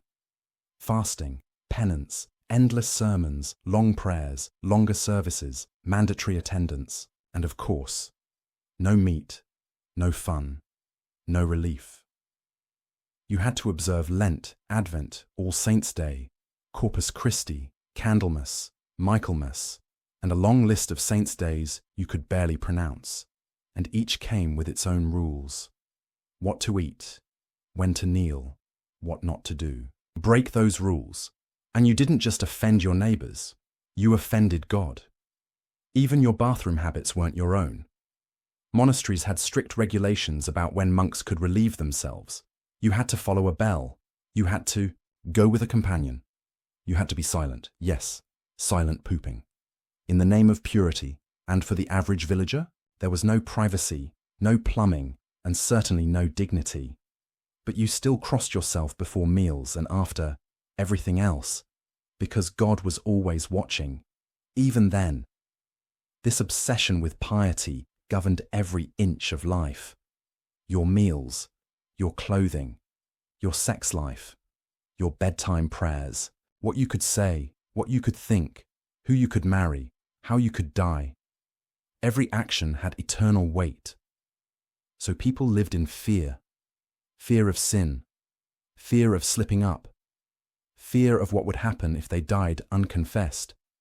And that fear kept them compliant to the church, to the system, to a way of life that left no room for doubt, rebellion, or rest. Because in medieval Europe, your soul was always on trial. You couldn't afford to be curious. You couldn't afford to question. You couldn't even afford to be unlucky. A dead crop could be interpreted as proof of sin. A miscarriage could be seen as divine punishment. A birth defect, the devil's handiwork. The only safe thing to do was believe and obey. So you fasted when you were told to. You tithed, even when you couldn't afford it. You whispered prayers at your child's bedside, hoping they'd wake up. You bowed to priests, avoided strange women, burned incense, and tried, desperately, to stay on the right side of an invisible, all-seeing God. Because the one thing scarier than living in the medieval world was dying in it, unforgiven, unprepared, and unworthy. Love and marriage, think again. Forget candlelit dinners, forget walks by the river, forget falling in love at first sight. In the Middle Ages, marriage wasn't about love. It was about land, legacy, and alliances. And if you were looking for passion, you'd better check the poetry books, because you weren't getting it in your house. Marriage was a business deal, plain and simple, and like any business deal, you weren't the one making it. If you were a woman, your father arranged your marriage, sometimes before you could even walk. If you were a man, especially of noble birth, your marriage was a political strategy. You married to gain territory, to secure alliances, to keep bloodlines pure. Love, that was optional, and often inconvenient. In fact, falling in love with the wrong person could ruin everything. Because marriage was contractual, a binding agreement that affected families, fortunes, and feuds. Getting married without your family's blessing wasn't romantic, it was reckless. It could mean disinheritance, disgrace, or worse, death. And for peasants, it wasn't much better. Sure, you might have a bit more say in who you married, especially if you were both poor and irrelevant. But that didn't mean it was about love. It was still about survival. Who could work the land with you? Who had a cow, a bit of grain, or a roof? That was your romance. And let's talk about virginity. In the medieval world, virginity was currency, especially for women. It was proof, value, worth. Lose it before marriage, and you were seen as damaged, sometimes beyond repair. No second chances. No, it was love. You were tainted, stained, unmarriageable. That one concept, virginity, shaped an entire culture of shame, secrecy, and fear. Brides were inspected. Grooms expected proof of chastity on the wedding night, literal blood on the sheets. And if it wasn't there, whispers, accusations, annulments, sometimes even violence. This obsession wasn't about morality. It was about inheritance. A nobleman needed to be sure that the heir was his, and only his. Because if there was doubt, his lands, his legacy, and his name were at risk. So a woman's body became a battleground for honor, and the burden of purity was always hers to bear. And if you broke the rules, if you gave your heart, or worse, your body, to someone else, that's when things got truly ugly. Adultery was more than a scandal. It was a crime, punishable by law, and even more brutally, by reputation. For men, especially nobles, the consequences varied. Sometimes it was a slap on the wrist, sometimes it was overlooked entirely. But for women, adultery could mean public shaming, shaved heads, locked doors, or even death by stoning or burning, depending on where you lived and who you offended. The double standard was real, vicious, and codified. Because in a world where honor was everything, a woman's fidelity was considered a reflection of her husband's strength, her father's virtue, and her family's name. You didn't just disgrace yourself, you disgraced everyone, and if the marriage was miserable, too bad. Because in the medieval world, divorce didn't exist. The church, the same one that ruled your diet, your thoughts, and your afterlife, said marriage was a sacrament, permanent, sacred, unbreakable. You said, "Till death do us part," and they meant it, literally. There were annulments, sure, but only under very specific circumstances. Maybe the marriage wasn't consummated. Maybe the couple was secretly related. Maybe one partner had taken a vow of chastity before the wedding. But we don't get along, or he beats me, or she's cheating. Not grounds for separation. In most cases, you were stuck, bound by law, religion, and society. So couples endured, silently, resentfully, sometimes violently, abuse, neglect, emotional misery. It didn't matter. The marriage stood, and even worse, if your spouse disappeared or died, you were often required to wait years, sometimes a lifetime, before remarrying. Because remarriage wasn't just a personal decision, it was a legal, religious, and social puzzle. So people stayed. Not out of love, not out of happiness, but because they had no other choice. And then there's the paradox. Medieval society worshipped romantic love in poetry, art, and song. Troubadours sang of forbidden lovers. Knights wrote sonnets to distant maidens. Legends like Tristan and Isolde, or Lancelot and Guinevere, romanticized passion and longing and heartbreak. But that kind of love, it was for stories, for songs, for daydreams, not real life. In fact, romantic love was often portrayed as dangerous. It disrupted duty. It threatened stability. It pulled people away from what they were supposed to do: serve their lord, obey the church, and maintain the family name. Falling in love outside marriage was the ultimate act of rebellion, which made it thrilling in legend and catastrophic in reality. So what did marriage actually look like? It looked like economic strategy. It looked like teen girls wed to grown men. It looked like unions between strangers. It looked like resignation, not celebration. Wedding ceremonies were short, often held at the church door. A priest would bless the couple. Vows were exchanged.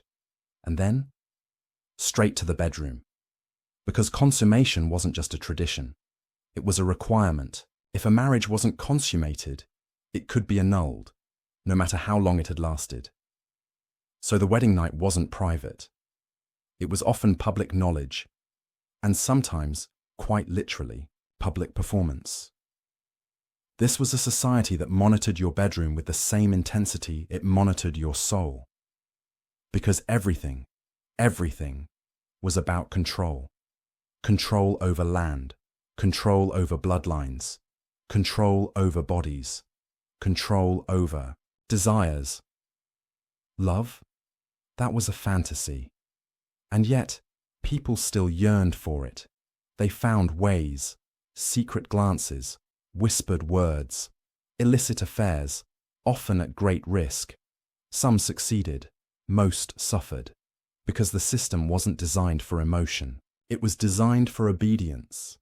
And so, when we look back at medieval marriage, we have to drop the fairy tale. There were no happily ever afters.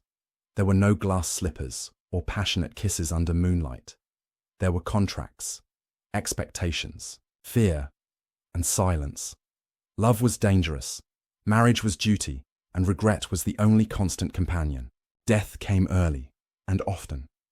In the Middle Ages, death wasn't a distant fear. It was a daily visitor, a shadow lurking in every corner. It came for children in their cradles. It came for soldiers on the battlefield. It came in the form of disease, hunger, accident, war, and often, nothing at all. You didn't live long, and if you did, you were either lucky, wealthy, or blessed by God, probably all three, because death came early and it came often. Let's start with childhood. You were born into a world that was hostile from your very first breath. 1 in every 3 children died before the age of 5, and half didn't make it to adulthood. There were no incubators, no prenatal care. If your mother survived childbirth, you were still at the mercy of the elements, and the rats, the fleas, the filth, the infections. A cough could turn into pneumonia. A stomach bug could mean days of diarrhea, dehydration, and death. A fever? That was as terrifying as a battlefield wound. There were no antibiotics, no painkillers, no vaccines, just hope and prayers and the church. And if you made it past childhood, congratulations. Now you were expected to work like an adult. Even if you were only 7 or 8, you'd start farming, shepherding, apprenticing, and every cut, every scrape, every stubbed toe was a potential death sentence. No antiseptic, no band-aids, just dirt, infection, and a slow, painful decline. Life expectancy hovered around 30 to 40 years, and that's if you weren't killed. In a war, burned in a fire, drowned in a flood, or hanged for stealing bread. That's right, crime was deadly too. Steal? Hang. Lie to a noble? Hang. Look suspicious during a famine or plague? Burn, hang, or worse. Punishment was public. Justice was brutal, and your life wasn't yours to keep. It belonged to your Lord, your church, your king. Let's talk about disease. In the medieval world, disease was everywhere, and no one really knew what caused it. Germ theory? Never heard of it. Doctors believed in imbalanced humours, blood, phlegm, black bile, and yellow bile. Or they blamed miasmas, bad, air, or more often, God's wrath. Got sick? You must have sinned. So instead of medicine, they gave you prayers, or leeches, bloodletting, herbal charms, or potions made with mercury and bat dung. Sometimes they helped. Most of the time, they made it worse. And then came the Black Death, the plague. A ship docks in Sicily. Inside, rats, fleas, and death. The disease spread, like wildfire. In towns, in villages, in monasteries. No one was safe. Not kings, not beggars, not monks. People coughed blood. Their lymph nodes swelled to the size of eggs. They turned black. They died in agony, sometimes in hours. It killed up to half of Europe's population in less than 5 years. Imagine that. Every second person you know, gone. Your friends, your parents, your children. People stopped burying the dead. Graves overflowed. Mass pits were dug. The smell of death blanketed entire cities. Priests refused to give last rites. Families abandoned each other. And the survivors? They lived in fear. Every cough, every sneeze, every itch could mean you were next. But plague wasn't the only killer. Famine was just as cruel. One bad harvest. People starved. Too much rain or not enough. The crops failed. The bread ran out. The grain was gone. The cattle died, and so did people. They ate bark, roots, sometimes each other. In 1315, a great famine swept across Europe. For 3 years, the rains didn't stop, and neither did the dying. It wasn't just hunger, it was despair, because people believed famine was a punishment, a sign of divine anger, another reminder that life was fragile and that death was inevitable. And then there was violence.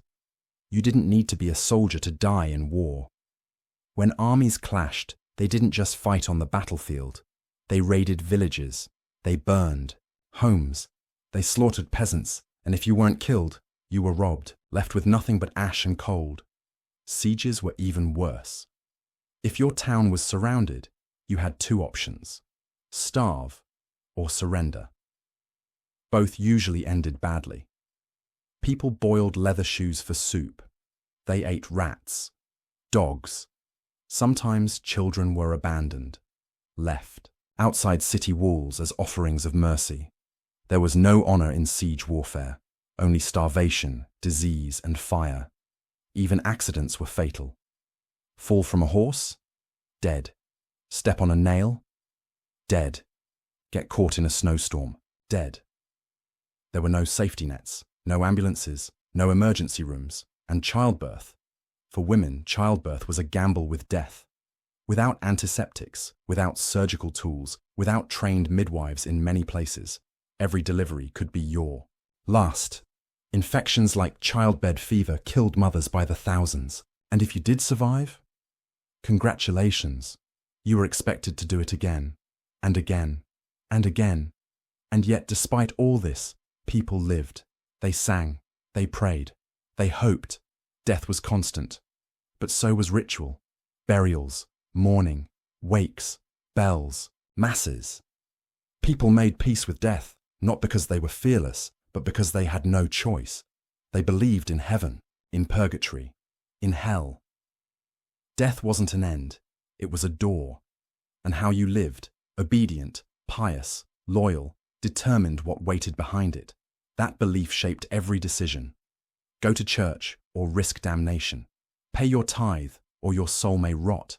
Confess your sins or the afterlife would be worse than the plague. Fear of death didn't make medieval people nihilistic. It made them faithful. So what do we take away from all of this? That death in the Middle Ages was cruel, arbitrary, and constant. Yes, but also that life was fiercely resilient, that people carried on in the face of fear, loss, and unimaginable hardship. They clung to their stories, their songs, their saints. They found meaning in suffering. They believed they were part of something bigger, that beyond the grave, something awaited them, and maybe that's why they endured, why they kept farming, kept marrying, kept praying.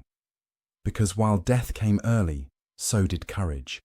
And though it came often, so did the will to keep living. Travel, more like a death wish. So you're living in medieval Europe. The town is tiny. The streets are filthy. The food is questionable. And one day you think, I'm going to leave. I'm going to see the world. Sounds romantic, right? Think again. In the Middle Ages, travel wasn't adventure. It was a gamble. A dangerous, bone-crushing, blister-filled journey filled with bandits, disease, starvation, and the very real possibility of dying in a ditch somewhere outside your village. Let's get one thing clear. If you were poor, you weren't going anywhere. Most peasants lived and died within 5 miles of where they were born.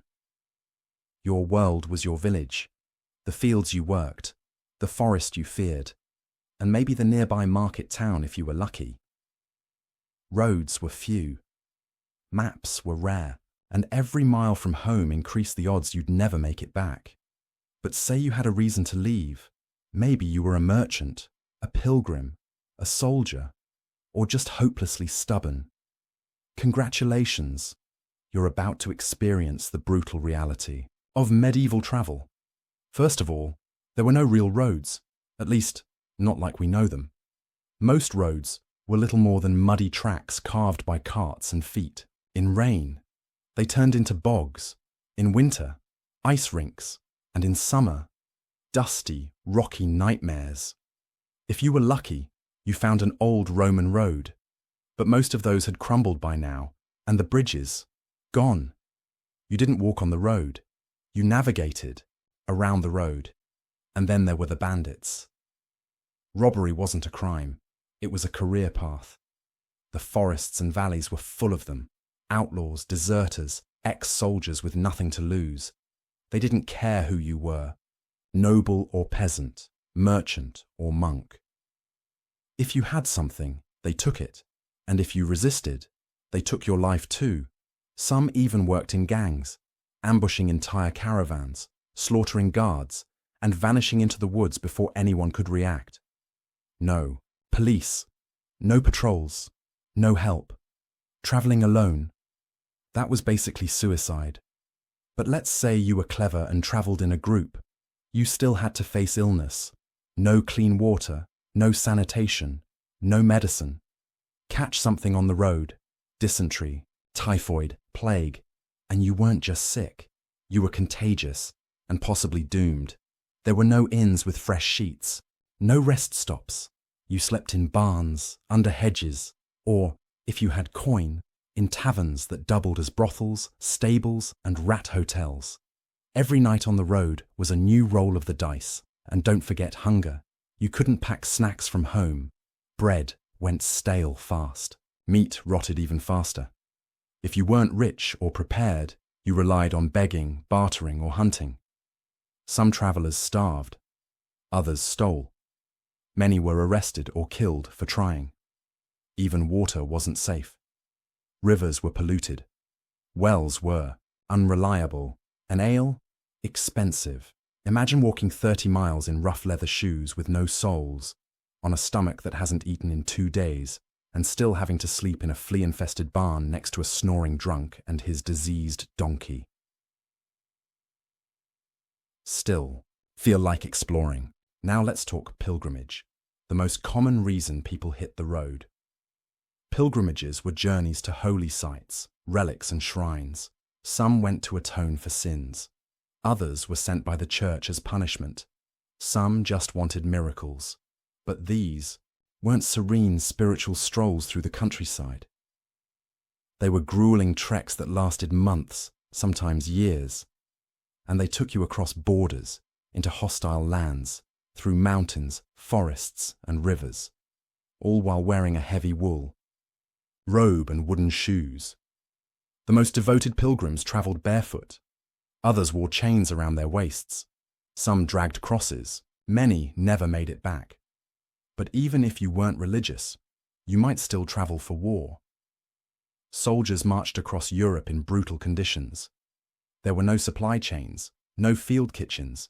You carried what you could. Marches lasted weeks. Shoes wore out. Horses died.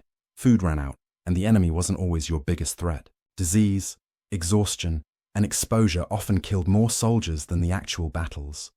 If you didn't die in a skirmish, you might freeze to death under your cloak, or rot with trench foot from weeks of wet socks and mud. Now, if you were rich, really rich, travel looked slightly better. You had horses, you had guards, you had coin. You could afford letters of safe passage, bribes, and places to stay. But even for nobles, the road was still risky. Travel meant weeks away from your estate, your household, your comforts. It meant bad food, worse beds, and constant risk. And no matter how rich you were, you still couldn't outrun disease or disaster. Plenty of noblemen got robbed, got sick, or simply disappeared. Some froze to death in the Alps, others drowned crossing rivers. A few just walked into the woods and never came out. And speaking of rivers, good luck crossing them.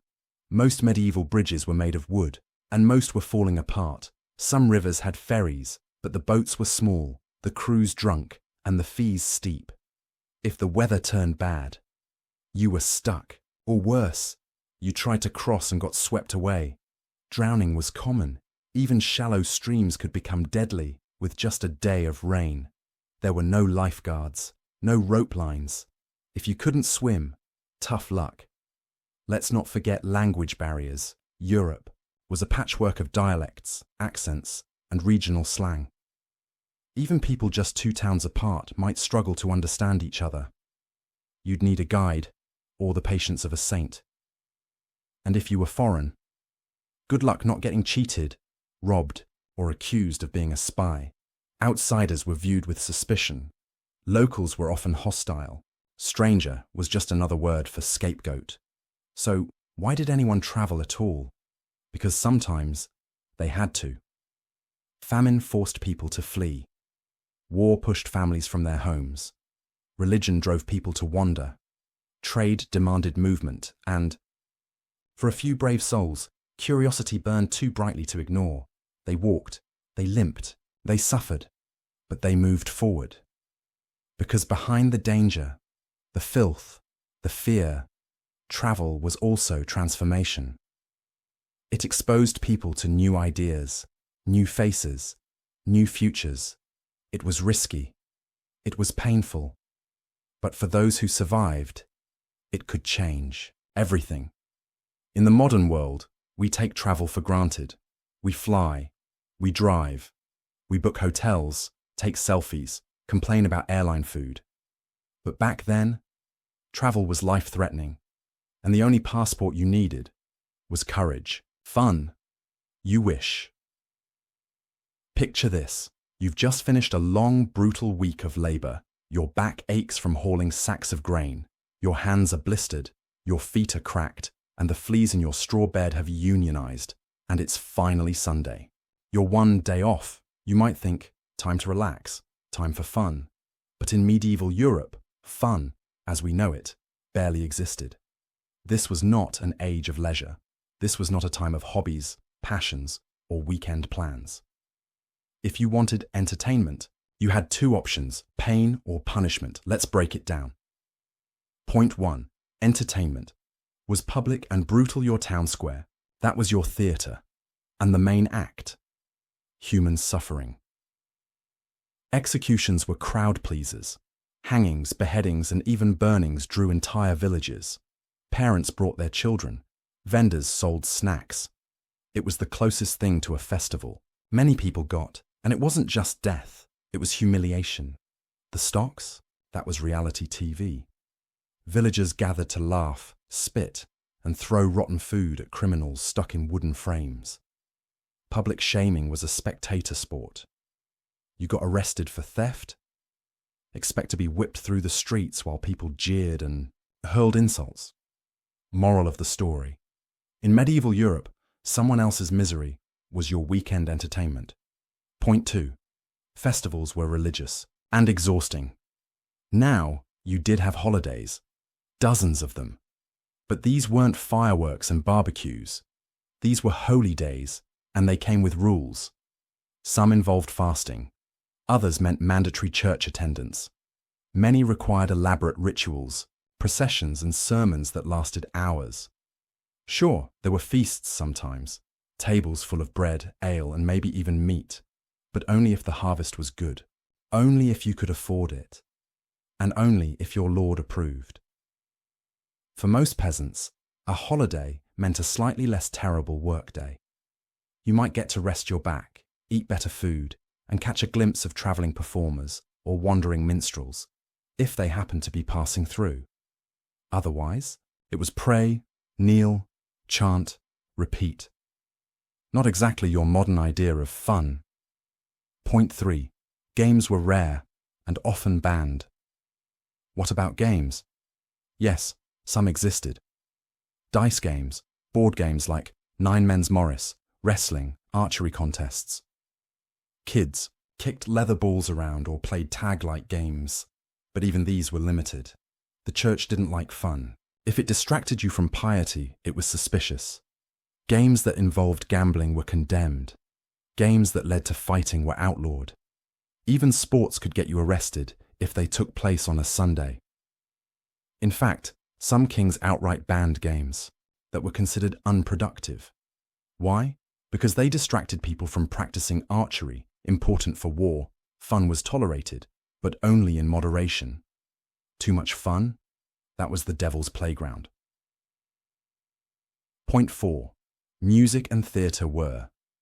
For the lucky fewer, but what about music? Yes, there was music in the Middle Ages, but it depended entirely on where you lived and how rich you were. If you were a noble, you had minstrels and troubadours. They played lutes, sang love ballads, and entertained at feasts. You might even have court jesters, part clown, part poet, part punching bag. But if you were poor, your music was a drunken neighbour humming badly by the fire. Your instruments? A wooden spoon and a pot. Theatres. They were rare and mobile. Troupes of actors would travel from town to town, performing morality plays. Simple stories meant to teach religious lessons. They wore masks, shouted their lines, and relied on the goodwill and coin of townsfolk to survive. No stages, no costumes, no scripts, just dirt roads and daylight. Point 5. Storytelling was the main escape, but not all fun was banned, brutal, or boring. There was one form of entertainment that crossed every class line. Storytelling. After a long day's work, families gathered by the hearth. Neighbours shared gossip. Elders told tales. These weren't fairy tales as we know them. They were dark, gritty, strange, filled with monsters, saints, miracles, and moral warnings. Some were based on real events, others were pure fantasy. These stories passed down history, beliefs, and fears. And in a world without books, movies, or internet, the power of a good story was everything. You didn't need parchment, just a voice and a willing ear. Point 6. Work and survival came first. Let's not forget the brutal truth. Fun just wasn't the point. Life in the Middle Ages was short, hard, and uncertain. Every day was a struggle. Will your crops fail? Will your child survive the winter? Will the Lord raise your taxes? Will the nearby village raid your granary? You didn't plan vacations. You prayed for peace. Children grew up fast. They worked. They obeyed. They endured. Adults labored constantly. Sunrise to sunset, no weekends, no retirement. Even laughter came with guilt. Was it sinful to enjoy yourself too much? Was God watching? Medieval fun was not carefree. It came with rules, risks, and responsibilities. Point 7. When people did party, they went all in. But here's the twist. When medieval people did cut loose, they went wild. Weddings, harvest festivals, seasonal fairs. These were the rare moments when life felt light, and they made the most of it. Dancing, drinking, music, food, sometimes to excess. Villagers let loose. The ale flowed, the morals blurred. For a brief night, maybe two, the grind of life melted away, but always the church loomed nearby, a priest with a sermon, a neighbour with a judgment, a hangover with consequences. Fun in the Middle Ages was fleeting. It was firework flashes in a world of darkness, and people clung to it. Because when life is filled with suffering, even a single laugh matters. Conclusion. Fun redefined, so yes, there was fun, but it wasn't the fun. No phones, no screens, no vacations, no concerts. Instead it was simple, local, brief, and often soaked in danger, guilt, or someone else's misfortune. Fun in medieval Europe wasn't about pleasure, it was about survival. A game of dice by the fire. A whispered joke in the fields. A story shared under the stars. Not because life allowed fun, but because people made room for it, even in the darkest corners of history.